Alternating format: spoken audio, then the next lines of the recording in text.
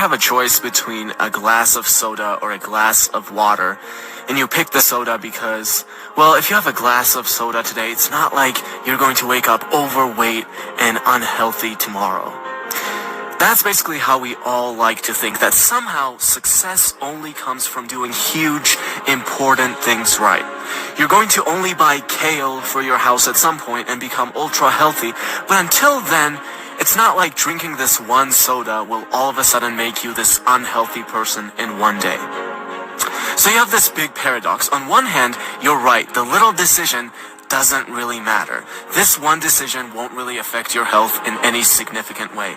But on the other hand, it's really the only thing that matters, because in a year, you'll be the result of your every little decision compounded. So in essence, every little decision matters.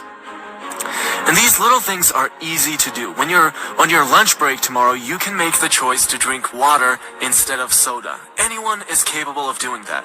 But since it's easy to do, it's also easy not to do and just order the soda. But what if you decide to do this little thing right?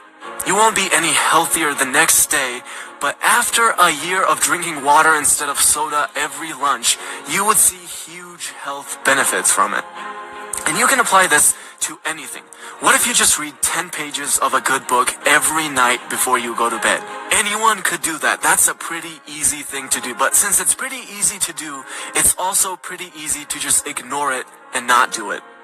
If you read 10 pages tonight, it's not like you will wake up this smart, enlightened person tomorrow. But what about a year from now? That's like 15 books. 15 good books could literally turn you into a completely different person. What if you do this for 4 years at college while everyone else around you doesn't read the 10 pages because it's not like they're going to be any better the next day? That's like 60 books. 60 good books could put you ahead of every single one of your friends, whether that be related to finances, relationships, or just overall happiness. So again, you have this paradox. On one hand, you can fall for the unsuccessful mindset of, well, it's not like this little decision matters, but in reality, the little decisions that we make is all that matters. Every little decision of yours will be compounded at the end of the year, and who you are will be the result of it all. Now, here's the thing. I think it's just human and okay to indulge in things. I do it all the time. It's not like I'm this little robot who does everything quote-unquote right. But I'm at least more aware of how I think about the little things. I have a vision of who I want to be in a year. And I ask myself with every little decision, is this going to move me closer to that person or not? And the answer isn't always yes, but at least I'm aware of it, and at least I try to align more of my little decisions with that vision. And the more I can answer yes, the more I realize that I'm closer to being that person at the end of the year.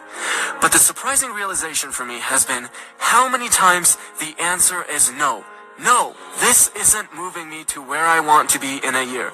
And this is perhaps the most important lesson of the Slight Edge. A huge lesson of taking responsibility for where you are in your life. When you get to the end of the year and you're unhealthy, having been conscious about all your little decisions will at least make you realize why you're unhealthy. You're no longer going to blame your poor health on how your job didn't pay you enough to eat healthy. You're going to realize that it's because you decided to buy the soda over the free water every single day at lunch. It's because you decided to buy the more expensive bag of cookies instead of buying the cheaper bananas every time you went shopping.